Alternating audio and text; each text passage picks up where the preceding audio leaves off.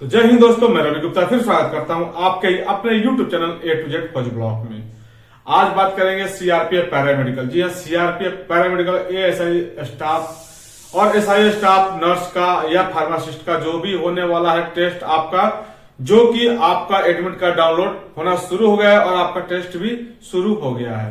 बहुत से आपके कमेंट आए थे कि सर नर्सिंग स्टाफ पे आप एक वीडियो बना दीजिए, तो आज वही एक वीडियो लेकर आया हूं जो कि आपको बता दूं आपके टेस्ट में क्या पूछे जाएंगे, क्या होने वाला है, उसी टॉपिक पे आज बात करने वाले हैं। वीडियो शुरू करने से पहले आपसे रिक्वेस्ट है कि आपने अभी तक हमारे चैनल को सब्सक्राइब नहीं किया है तो हमारे चैनल को सब्सक्राइब करके बेल वाली घंटी को प्रेस कर दे, ताकि आने वाली वीडियो का नोटिफिकेशन आपको सबसे पहले मिले और जो भी न्यू वैकेंसी आती है उसका हम अपडेट आपको देते रहते हैं अपने वीडियो के माध्यम से, तो सबसे पहले आपको प्रोवाइड हो जाए। चलिए देर न करते हुए शुरू करते हैं आज के वीडियो। देखिए, सीआरपीएफ पैरामेडिकल स्टाफ 2024 टेस्ट है। 2020 की वैकेंसी थी और 24 में आपका टेस्ट हो रहा है। अब देखिए, टोटल टेस्ट की बात करते हैं तो 20 अंक का आपका टोटल टेस्ट 20 नंबर का होने वाला है, जिसमें प्रैक्टिकल देखिए 10 अंक का होने वाला है प्रैक्टिकल, ठीक है। उसका टूल्स का नॉलेज होना चाहिए आपको, जो कि 5 अंक का होने वाला है, ठीक है। उसके बाद से आपका एक्सपीरियंस सर्टिफिकेट जो कि 5 अंक का होना चाहिए। अगर आपके पास 1 साल का है तो 1 नंबर, 2 साल का है तो 2 नंबर, 3 साल का है तो 3 नंबर, ऐसे करके अगर आपका 5 साल का है तो आपको 5 नंबर एक्स्ट्रा दिए जाएंगे। अब रहेगा जब आपका टेस्ट जब होगा तो कितने नंबर लाने होंगे, तो जर्नल को देखिए 10 अंक लाने होंगे और ऑल कैटेगरी के लिए 9 अंक, जैसे ओबीसी एससी एसटी के लिए 9 अंक आपको लाने होंगे पास के लिए। हालांकि ये जो टेस्ट होने वाला है सिर्फ ये पास इसमें करना है, क्वालिफाइड नेचर का है, इसका कोई भी अंक आपको जो मेरिट बनेगा उसमें जुड़ने वाला नहीं है। सिर्फ इसमें आपको पास करना है और पास होना जरूरी है। अगर फेल हो जाते हैं तो आप वहीं से आप बाहर हो जाएंगे। चलिए आप बात करते हैं इसमें क्या क्या आपसे पूछे जाते हैं।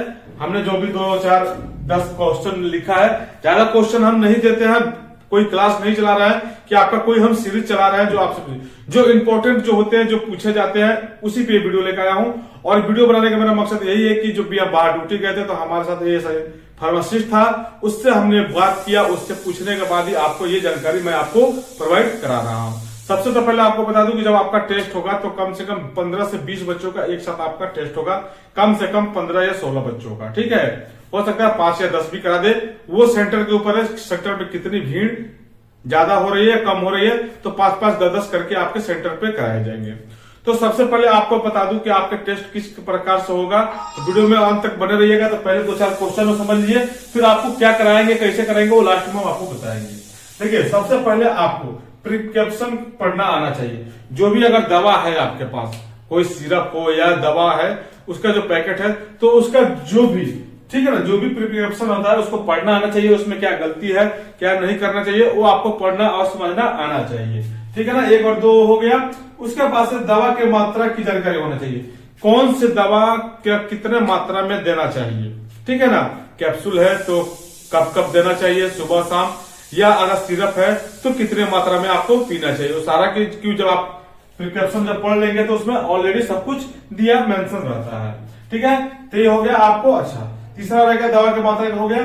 चौथा आपको बता दवा के रख रखाव। देखिए, कुछ ऐसे आपसे पूछे जाएंगे, ये प्रैक्टिकल का बता रहा हूं, जो आपसे प्रैक्टिकल में पूछे जाएंगे।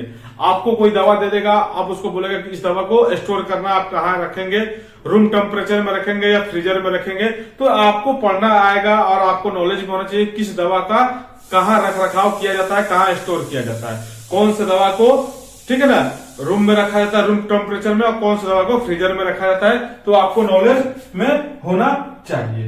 अब बात कर रहे थे आपका फर्स्ट एड की जानकारी। देखिए, आपको फर्स्ट एड की जानकारी होना चाहिए। अगर आपसे वहां सवाल कर देगा किसी का सपोर्टेड बीपी या कुछ हार्ट अटैक है, जो भी किसी प्रकार का अगर हो जाता है, तो उस समय आप तत्काल प्रभाव से क्या करेंगे। किसी का हाथ फ्रैक्चर हो गया, किसी का ब्लेड लग गया, किसी को कट गया, तो फर्स्ट एड की आपको फर्स्ट एड की जानकारी होना चाहिए। और उस समय तुरंत प्रभाव से आप क्या कर सकते हैं, वो आपसे पूछे जाएंगे, तो उसका जवाब आप देंगे और आपको नॉलेज भी होना चाहिए फर्स्ट एड की, ठीक है ना।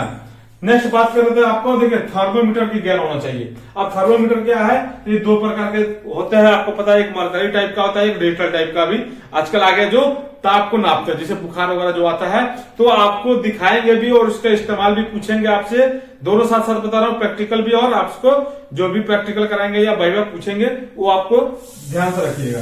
तो आपको बताएंगे क्या है, थर्मोमीटर है, ठीक है, मरकरी वाला है, इसका कैसे मापा जाता है, डिजिटल है कैसे मापा जाता है, कितने पे क्या होता है, कितना टेम्परेचर होना चाहिए, नॉर्मल कितना होना चाहिए, तो ये आपको नॉलेज होना चाहिए।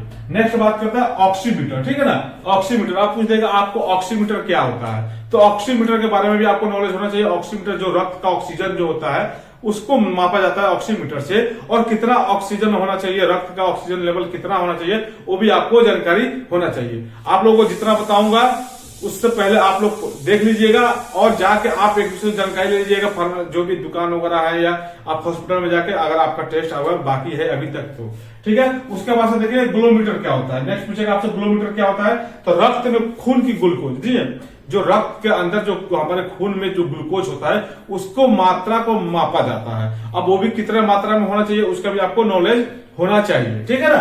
अब नेक्स्ट बात कर लेते हैं बीपी, ठीक है ना, ये 3-4 जो नॉर्मल जो क्वेश्चन है ना, जो हर कोई पूछ सकता है, वो ये नॉर्मल 3-4 क्वेश्चन है, आपसे ये पूछे जा सकते हैं। अब देखिए रक्त क्या है, बीपी मीटर, तो रक्त चापक मात्र, यानी जो हमारा बीपी हाई हार्ट प्रेशर होता है, बीपी हाई प्रेशर वही मापा जाता है, और नॉर्मल कितना होता है तो आपको पता है 120 से 80 आपको ये नॉर्मल होता है, ये होना चाहिए। नेक्स्ट दवा की पहचान, ठीक है, नेक्स्ट आपको दवा की पहचान होना चाहिए, ठीक है, कौन सा दवा किस काम में आता है, कौन सा दवा किस बीमारी में दिया जाएगा, फीवर हो गया तो उसको कौन सा दवा दिया जाता है, ठीक है, तो आपका ये नॉलेज होना चाहिए, ठीक है। अब देखिए आपको सब कुछ बता दिया। अब बात करते हैं जब बुलाया जाएगा प्रैक्टिकल के लिए तो आपसे पूछिएगा उसमें सीजर वगैरह के बारे में आपको पता होना चाहिए, कौन सा सीजर से क्या होता है, कौन से टूल्स, ठीक है ना, इसमें क्या होता है टूल्स नॉलेज, ये तो प्रैक्टिकल में जो आपका हो गया। अब इसमें आपको टूल्स का नॉलेज होना चाहिए, ठीक है ना, इस दवा का हो गया, प्रैक्टिकल में दवाओं के बारे में पूछे जाएंगे, कुछ कराए जाएंगे, और टूल्स के बारे में सीजर का क्या काम है। अब जो भी टूल्स वगैरह आप जाइएगा हॉस्पिटल वगैरह में तो पूरा टूल्स का वो देखिएगा वीडियो लगा रहता है, आप गूगल का जमाना, गूगल पे सर्च मारिए और सभी टूल्स का आप लोग नाम याद कर लीजिए और देख लीजिए इस टूल्स का क्या होता है, क्या काम होता है, ठीक है। तो इतना आपको नॉलेज होना चाहिए, टूल्स के बारे में नॉलेज होना चाहिए।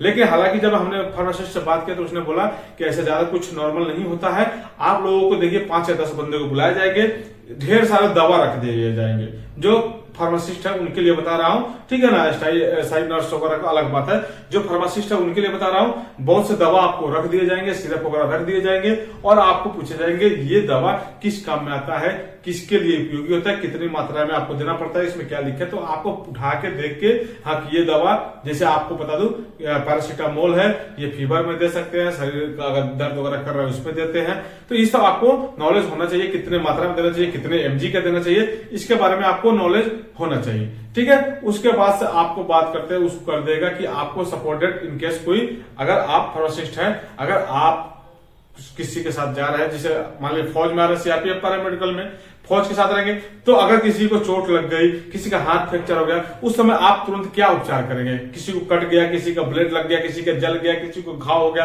किसी को फोड़ा हो गया, तो कौन सा इस्तेमाल करेंगे, कौन सा दवा लगाएंगे, उस समय आप तत्काल में क्या उपचार करेंगे, ये आपको सबको नॉलेज होना चाहिए, यही चीजें आपसे पूछे जाते हैं। तो बाकी जो भी मोटा मोटी बातें थी हमने आपको समझा दिया है, नॉर्मल जितने पूछे जाते हैं वही चीज हमने आपको भी बताया है। हालांकि अलग से जो हमने पूछा था, हालांकि बोला इतना हार्ड होता नहीं है, वही चीज आपसे पूछे जाएंगे, वही चीज कराए जाएंगे, तो यही इतने अंक आपको लाने हैं। एक्सपीरियंस तो होगा ही, एक्सपीरियंस होगा तो ऐसे ही आपका 2-3 नंबर जो भी है ये मिल जाएंगे, और प्रैक्टिकल में और टूल्स की नॉलेज में आप 5-7 नंबर लेकर आते हैं तो 9-10 नंबर लेके आ जाएंगे 20 में, तो आप पास हो जाएंगे। बस एक छोटी सी इन्फॉर्मेशन देना था। अगर वीडियो आपको अच्छी लगी हो तो वीडियो ज्यादा से ज्यादा शेयर करें, लाइक करें, कमेंट करें, जो भी आपका डाउट हो, और आपने अभी तक हमारे चैनल को सब्सक्राइब नहीं किया तो हमारे चैनल को सब्सक्राइब करके बेल वाली घंटी को प्रेस कर दे, ताकि आने वाली वीडियो का नोटिफिकेशन आपको मिलता रहे। फिर मिलते हैं दूसरे वीडियो में, तब तक जय हिंद, वंदे मातरम।